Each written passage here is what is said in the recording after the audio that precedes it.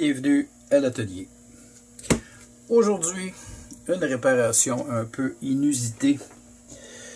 Et je vous présente ici ce qu'on appelle un débouchoir à ventouse pneumatique. En fait, ce à quoi cet appareil-là va servir, c'est à déboucher en fait les éviers, les lavabos, les bains par exemple, et même les toilettes au besoin. Donc, c'est un appareil que je possède depuis une quinzaine d'années et malheureusement, lors de sa dernière utilisation, le morceau du haut a décollé. Je me suis donc rendu en magasin pour m'en procurer un autre et malheureusement, il n'y en a pas de disponible. En tout cas, je pense que j'ai fait 2 ou 3 magasins avec la pandémie, évidemment. Je ne sais pas si la compagnie est fermée ou c'est tout simplement là, une rupture de production. Bref, j'ai décidé de le réparer. Donc, une réparation courante là, qu'on peut effectuer soi-même à domicile. Et c'est un peu d'ailleurs le but de la chaîne de vous montrer comment vous dépanner et faire certains types de réparations. Donc ici, on a cette espèce de tige avec un embout ici en caoutchouc. Et le fonctionnement de l'appareil, en fait, c'est de prendre de l'air vers le haut. Là, évidemment, on place sa ventouse près du renvoi, soit de l'évier, le lavabo. Donc ici, c'est placé là-dessus et on va tout simplement pousser. Vous voyez, même la chose, le truc ici n'est pas fermé hermétiquement. Et ça pousse. Donc, notre caoutchouc ici n'est pas trop usé. Donc, ça peut fonctionner encore pendant un certain temps. Alors, ce que je vais faire, c'est vraiment de nettoyer adéquatement les surfaces. On va nettoyer le caoutchouc. Pensez peut-être mettre de l'huile à l'intérieur, une petite couche fine d'huile, mais non, je pense que ce ne sera pas nécessaire. Et je vais redonner une seconde vie à ce truc-là qu'on appelle un plug it. Donc, le débouchoir à ventouse pneumatique. Je vais commencer par retirer les trucs ici là, qui restent. Donc, évidemment, c'est excessivement sale. Et je vais utiliser ici de l'acétone.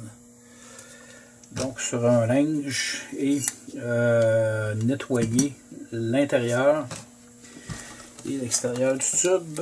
Et ensuite, je vais coller. J'ai 2 colles différentes ici. Je pense que je vais y aller avec la colle jaune, donc la colle ciment pour ABS. Alors, un peu d'acétone. Commencer par nettoyer les parties du bas.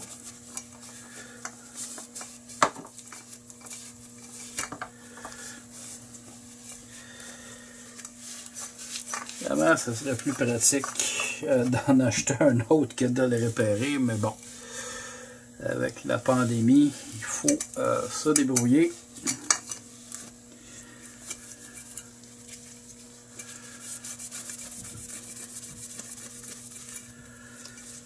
On va aller à l'intérieur du couvercle pour tenter d'enlever le plus possible de cochonnerie.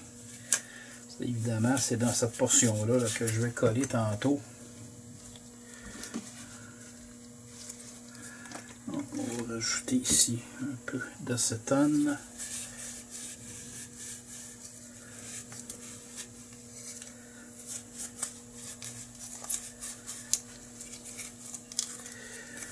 Et par la suite, il est recommandé de sabler, mais bon, étant donné que j'ai lavé à l'acétone, j'ai quand même enlevé Donc ça, je vais prendre un autre truc, nettoyer l'intérieur, parce qu'avec la linge, c'est pas suffisant. Donc ici, nettoyer cette portion-là.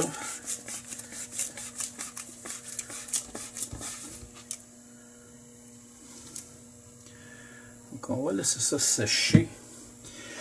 Et à la toute fin, je donnerai là, un nouveau look à notre outil rescapé. Donc on va y donner une apparence là, de pièce presque neuve.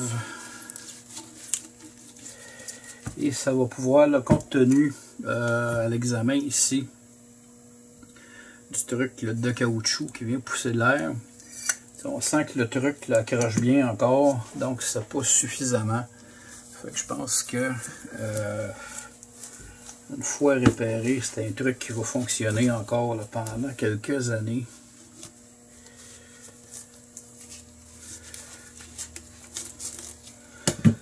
Bref, je vais trouver peut-être un Q-tip, je pense, pour aller nettoyer l'intérieur de ceci. Donc ici,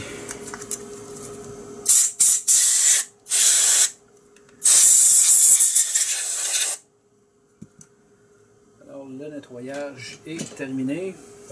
J'ai maintenant terminé d'utiliser l'acétone et pour des raisons de santé et sécurité, étant donné que l'atelier ici est relativement petit et que je ne suis pas d'ailleurs le seul à avoir son atelier ici, il y a certaines précautions qu'on prend. Donc, dans le cas de l'acétone, c'est un produit qui est excessivement volatile. Alors, une fois le bouchon en place, je vais ajouter du ruban électrique tout autour du bouchon pour empêcher l'évaporation éventuelle, parce qu'avec le temps, même si le bouchon est sur le contenant, il peut y avoir une certaine évaporation. Alors, vaut mieux prévenir que guérir. Bon, on va maintenant y coller le truc de plastique ici et on va simplement ajouter de l'alcool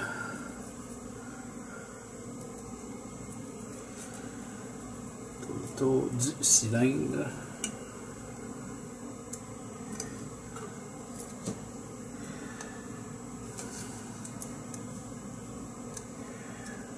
Ça va mettre un peu. C'est question de le sceller davantage. Juste l'excédent. Et on va laisser sécher le tout.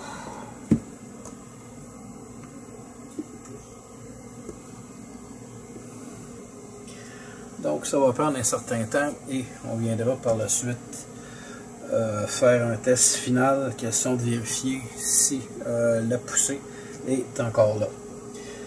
Notre pièce d'ABS est maintenant collée, la colle est séchée. Comme vous pouvez le constater, j'ai fait un nouveau revêtement extérieur, nettoyer la tige et maintenant le moment de vérité. Est-ce que notre pompe est encore fonctionnelle?